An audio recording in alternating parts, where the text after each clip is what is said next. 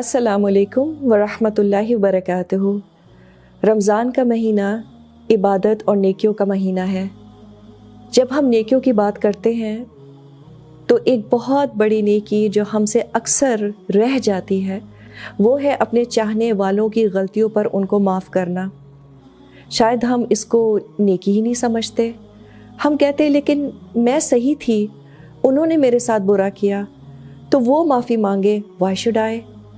आम तौर पे जब हम लोगों को बर्दाश्त करने की कोशिश करते हैं तो उल्टा उनसे ज़्यादती कर जाते हैं उनकी गीबत करके, और यूँ वो अल्लाह की नज़र में मज़लूम, और हम ज़्यादतियाँ बर्दाश्त करने के बावजूद ज़ालिम बन जाते हैं। I feel since I am the victim therefore I've got all the rights to backbite। क्या आपने लोगों को ये कहते हुए सुना है कि गीबत नहीं है ये, वो वाकई ये करते हैं? तो गीबत हमेशा सच बात ही तो होती है। अगर वो बुराई उस शख्स में मौजूद ना हो वो तो फिर तोहमत हो जाती है, और ये एक और बड़ा गुनाह है। कुछ लोग कहते हैं मैं गीबत नहीं कर रही, सिर्फ फलां को बता रही हूँ ताकि वो किसी के साथ ऐसा बर्ताव ना करे। वो शख्स तो शायद किसी पर जुल्म ना करे, लेकिन आपने उसकी खैर ख्वाही की कुछ ज़्यादा ही बड़ी कीमत दे दी, अपनी आखिरत बर्बाद कर ली। How wise is that? कुछ लोग कहते हैं ये गीबत थोड़ी है, मैं तो मजाक कर रही हूँ। तो दुनिया में अगर आपको the best stand up comedian का अवार्ड मिल भी गया, is it really worth perhaps burning in hell forever? So how should I bring myself to forgive others? हमारी आम तौर पर ज़्यादा एक्सपेक्टेशंस किन से होती हैं? उनसे जो ज़्यादा समझ रखते हैं या वो जो कम फहम होते हैं? मिसाल के तौर पे क्या हमारी एक्सपेक्टेशंस बच्चों से ज़्यादा होती हैं या उनसे जो समझदार अडल्ट्स हैं?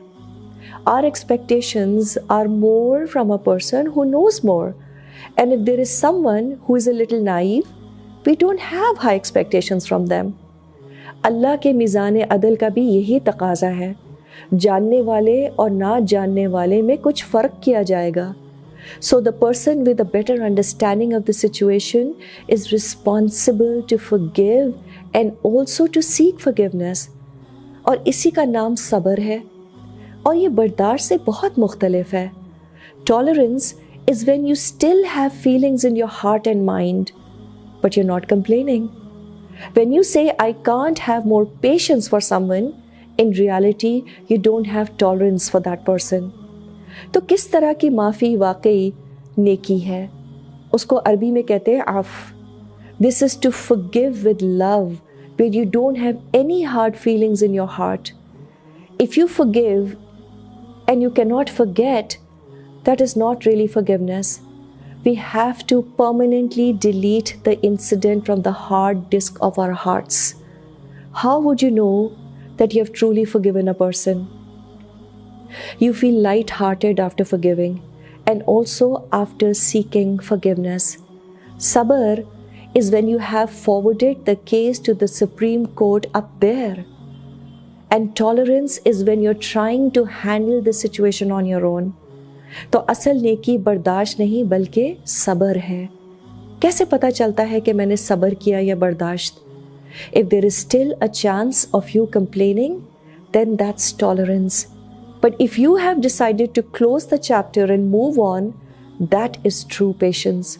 क्योंकि नाखुशगवार हालात अल्लाह की तरफ से एक अपॉर्चुनिटी है कि मैं सब्र करके अपने लिए नेकी कमा लूँ। तो इस रमज़ान हम दूसरी इबादत के साथ साथ अपने दिल भी साफ़ करेंगे। और क्यों? इसलिए कि आज अल्लाह ने मुझे इस बात का फ़हम दे दिया है कि इस शख्स से मुझे अल्लाह आज़मा रहा है। It's no more about this other person, it's about Allah testing me and giving me an opportunity to earn His pleasure by forgiving this person। जब हमारा फोकस अगले शख्स से हटकर अल्लाह की कदर पर हो जाता है, this is a huge paradigm shift in life, और फिर हम खुशी खुशी इसको एक बड़ी नेकी समझकर दूसरों को दिल से माफ़ कर देते हैं। रमज़ान में हम ख़ुद भी तो अल्लाह से कसरत से इस्तग़फ़ार करते हैं ना।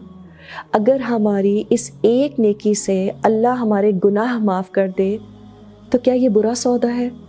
Isn't this a very small price to pay for being forgiven for all the sins that we commit?